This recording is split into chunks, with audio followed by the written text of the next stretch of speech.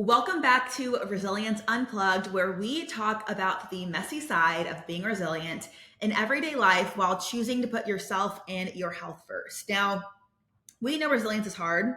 It is not easy, but I also know how hard the holiday season can be when it comes to our self-control and when it comes to being in power of our choices that we are making. Overall, the holiday season usually is going to revolve around food.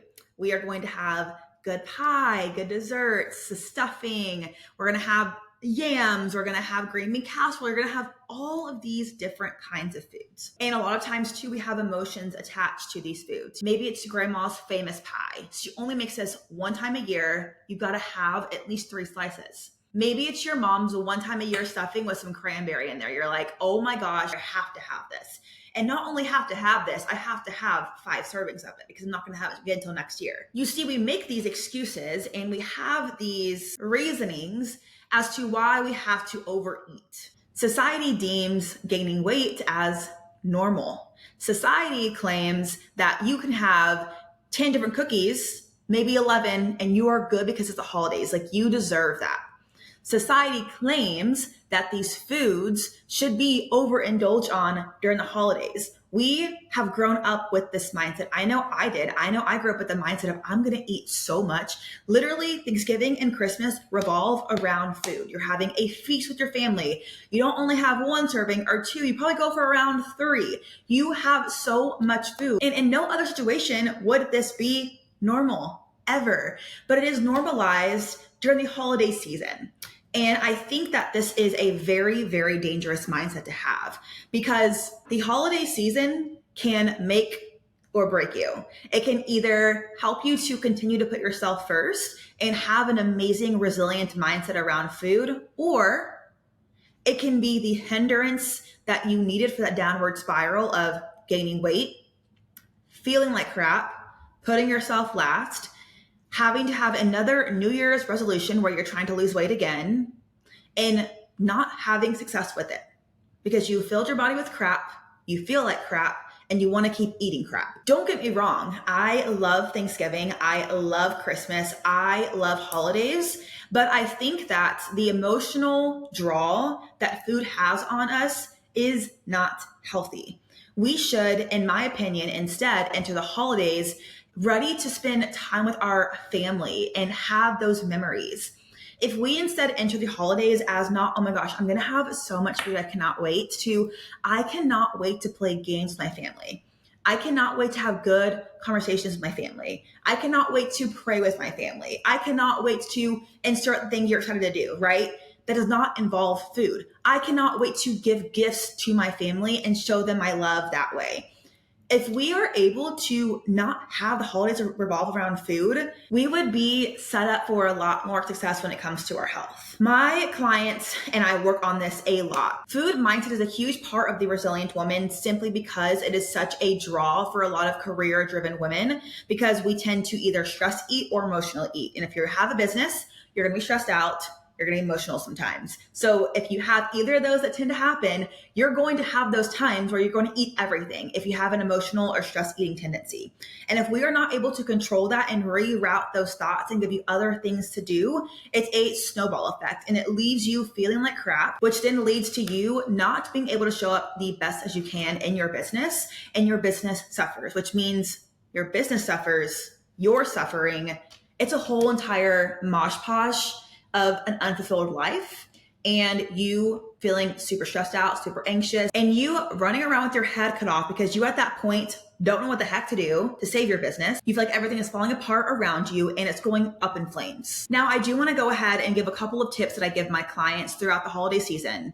These are going to be in the pretenses of the fact that you probably, 1, have not yet worked on your food mindset. 2, you're probably very stressed out, very overwhelmed, and have a lot going on with your career or just having your business in general. End of year is stressful for most people anyway. So tip 1 is getting movement in on that day. Make sure whether it's before or in the evening, you are having a walk or getting a workout in. Most gyms are closed on the holiday, but I'd recommend getting a walk in at minimum. Next is eating a protein-packed breakfast. A lot of times people will macro hoard and they will not eat breakfast or lunch, and they will not eat until they actually have their holiday feast, whether it's lunch or it's a dinner.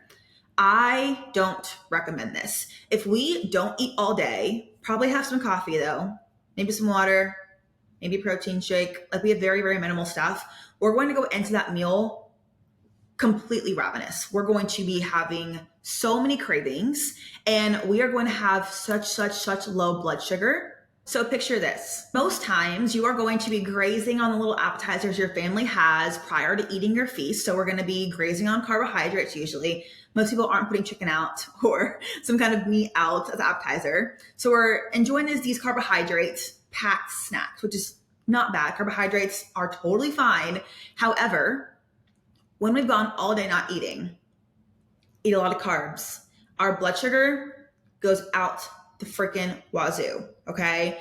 Which then gets us in a frenzy. We're gonna have that crazy high where we're super hungry, eating everything. Our eyes are bigger than our stomach. We are gonna feel like crap because we're gonna hit that big crash too.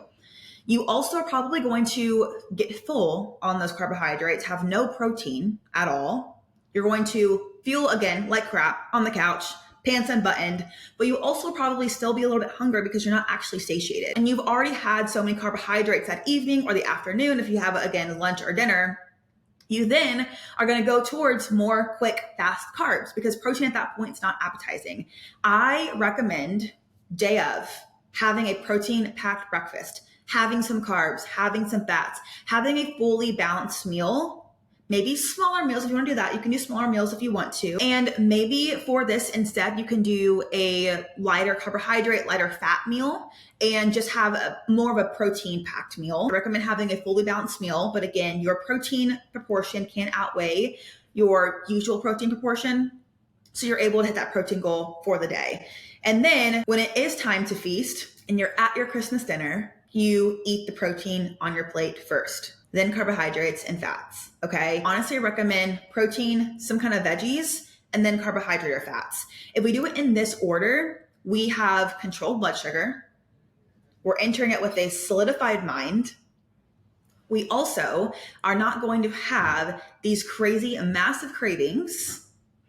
And we are going to be able to enjoy our meals, have the food we want to have, and do it all in moderation, where we leave that meal feeling full, feeling satiated, feeling happy, filled up with love and quality time. And we also are going to be able to the next day feel good, wake up energized, not wake up and just start the whole cycle over and over again. Christmas so many times can just be a snowball effect of where you start off with these crazy massive meals and then you have leftovers for 5 days afterwards and you don't exercise for 5 days afterwards because you feel like crap. And I know this because I've been there before and I've been that person and I have just like fallen off the wagon multiple times because I let that one night ruin me. Kind of going into our next tip is going to be realizing that Christmas is one day. For me, we have Christmas Eve and Christmas celebration, so that's 2 days.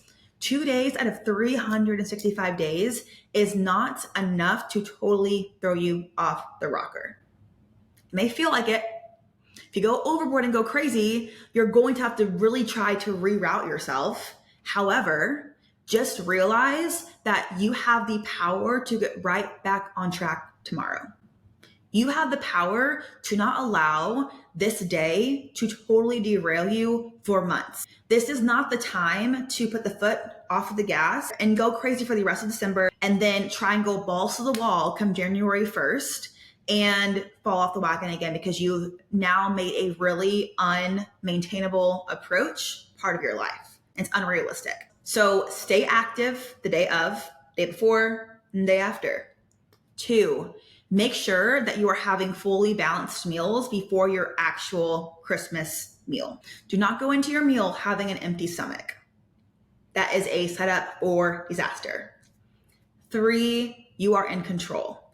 You can choose to overeat. You can choose to eat in moderation. You can choose to focus the holiday around quality time and not around food. You also can choose to get back on it, back to protocols, back to normal living the next day. One day, because you've gone crazy, if you cannot control yourself and you're like a little kid in a candy store, happens to the best of us. If that happens to you, you can get back on track tomorrow. One day of getting off track, quote unquote, does not mean you have to spend days in that same mindset. You can choose to get back on track, and I hope that you do. This is a quick one. If you have any questions about anything, shoot me a message on Instagram over at Coach Renee. I am most active on that platform. If this was helpful, please share with your friends. I would love to help everybody out around this holiday season. But hope you have an amazing rest of your week. Have an amazing Christmas. Have the best time ever with your family or friends, whoever you choose to spend it with, or with your dog if you are, out and not with your family. Please like and subscribe to this podcast if you feel like this is helpful for you. I'd love to have you on the next episodes, and I will talk with y'all very, very soon. Go be resilient and have an amazing Christmas.